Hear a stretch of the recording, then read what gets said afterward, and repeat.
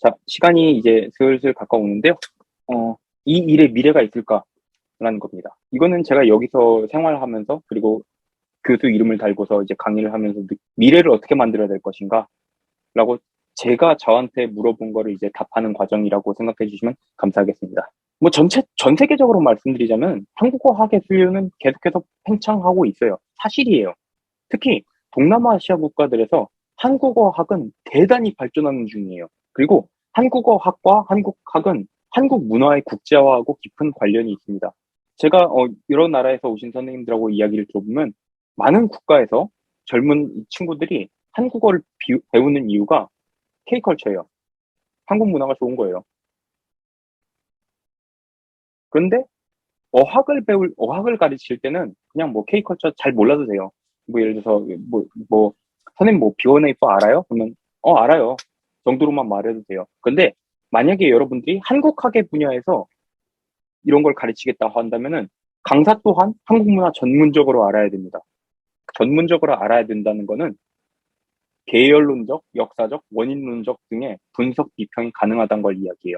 그냥 여러 가지를 안다는 거는 물론 좋은 능력이지만 그것 플러스 알파를 해야 한국학이라는 걸 할 수 있게 된다는 거죠. 예를 들어서 제가 이제 강의할 때 한국 영화 요즘에 유행해요. 뭐 신과 함께 같은 거 대만에서 유행했어요. 기생충 유행했죠.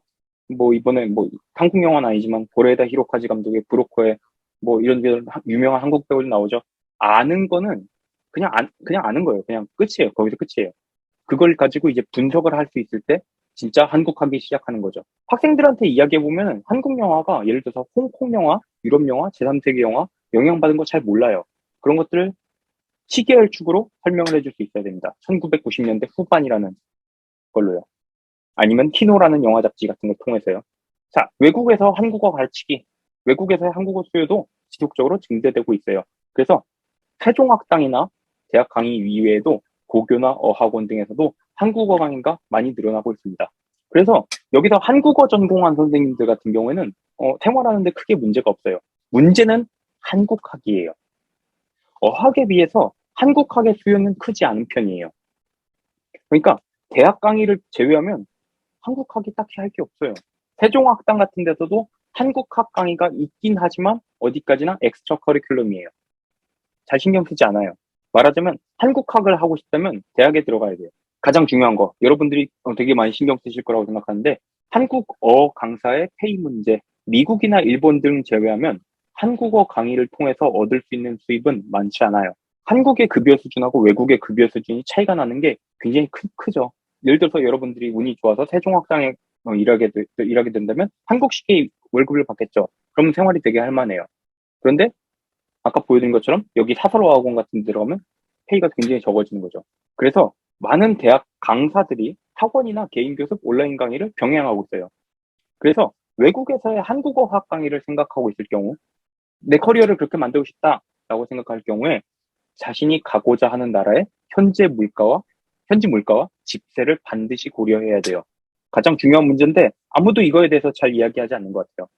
학위와 경력 무엇이 중요할까? 제가 듣기로 여기 지금 참여하고 계신 분들은 대부분 석사 박사분들이라고 제가 듣고 있는데 만약에 여러분들이 한국 어학을 전공하실 경우에 강의 경력이 굉장히 중요해요. 국립대만사범대학의 경우 모든 강사가 기본 10년 이상의 강의 경력을 가지고 있습니다. 대부분 석사분들이에요.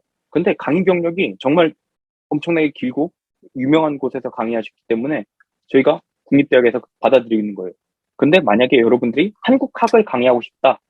그렇게 생각하실 경우에는 박사학위는 필수입니다. 일반 교수 유사한 임용 절차를 해요. 거꾸로 말하자면 만약에 여러분들이 한국어학으로 박사를 따신다고 하신다면 몸값이 굉장히 높아지실 거예요. 그거 하나는 말씀드릴 수 있겠습니다. 자, 현지 언어를 할 수 있어야 되는가? 이것도 많은 분들이 궁금해하시지만 아름아름으로 알 수밖에 없는 그런 것들인데 제가 일본하고 저희 여기 대만에서 있어본 경험으로는 초급 한국어의 경우에는 한국어로만 강의하면은 어려운 게 되게 많아요. 학생들이 기본적인 개념을 그 자기 언어하고 매칭시켜야 되는 단계가 있는데 그 매칭이 되지 않고 그냥 일방적으로 한국어로 이야기하면 정말로 머릿속에 물음표밖에 안 그려지는 상황이 되는 거죠. 그래서 중급 이상이 되어야 한국어를 조금씩 섞어서 할 수 있는 수준이 된다고 말씀드리고자 합니다. 그래서 만약에 여러분들이 해외로 나가서 한국어 강사가 되고 싶다라고 생각하시면 현지 언어가 불가능할 경우에 특히 뭐 베트남이나 인도네시아 같은 데 가서 이제 강의를 하고 싶을 경우에 현지 언어를 못한다 하더라도 최소한 영어를 할 수 있어야 돼요. 일본의 경우는 일본어를 할 수 있어야 됩니다. 현지 언어 혹은 영어가 불가능해도 다른 분야, 예를 들어서 뭐 사설 어학원에서 이런 데가 있어요. 뭐 놀이를 한다거나 운동을 같이 하면서 어학을 배우는, 요가를 하면서 어학을 배우는 그런 데가 있어요. 그런데 예를 들어서 요가 같은 거에 정통하면 정말로 엄청난 무슨 구루 같은 사람이 된다면 나름의 위치를 가질 수 있겠지만 그렇게 하기엔 너무 어려움이 크죠. 그러니까 여러분들이 지금 하시는 국문학 또는 국어학, 국문학 그거 이외에도 전문 분야를 하나 더 가져야 된다는 의미예요. 박사 2개 따야 된다는 얘기예요. 얼마나 힘들겠어요. 마지막입니다. 자, 어떻게 외국에서 일할 수 있을까? 현지 취업의 경우에, 현지 학원에 이력서를 제출하고 취업이 확정된 다음에 비자를 획득하고 근무를 하게 됩니다. 다시 말씀드리지만 이렇게 할 경우에는 이 절차를 굉장히 잘 따라야 돼요. 취업이 확정된 다음에 비자를 따고 와야 됩니다. 만약에 여러분들이 학원에서 한번 경험을 쌓아보고 싶은데요 라고 생각하신다면 이 절차를 꼭 지키시길 바랍니다.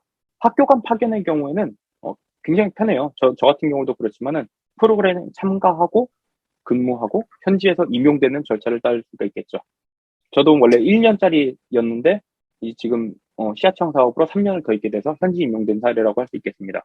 개인 진출의 경우에는 딱히 외국에 가지 않아도 돼요. 온라인 과외를 한다든지 아니면 뭐 거기 가서 강의를 하실 때 뭐 지인의 소개를 받으신다든지 아니면 동업자와 창업을 하시는 경우가 있습니다. 여기 온라인 과외하고 이 동업자 창업 같은 경우는 요즘에 굉장히 많이 일어나고 있어요. 2개가 같이 될 수도 있겠죠.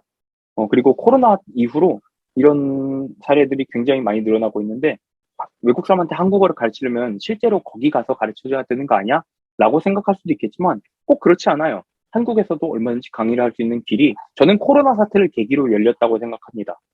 그 일에 지속성이 있는가 없는가를 판단하는 거는 아직은 이르다고 생각하지만 제 개인적인 사견으로는 미래가 있다고 생각해요.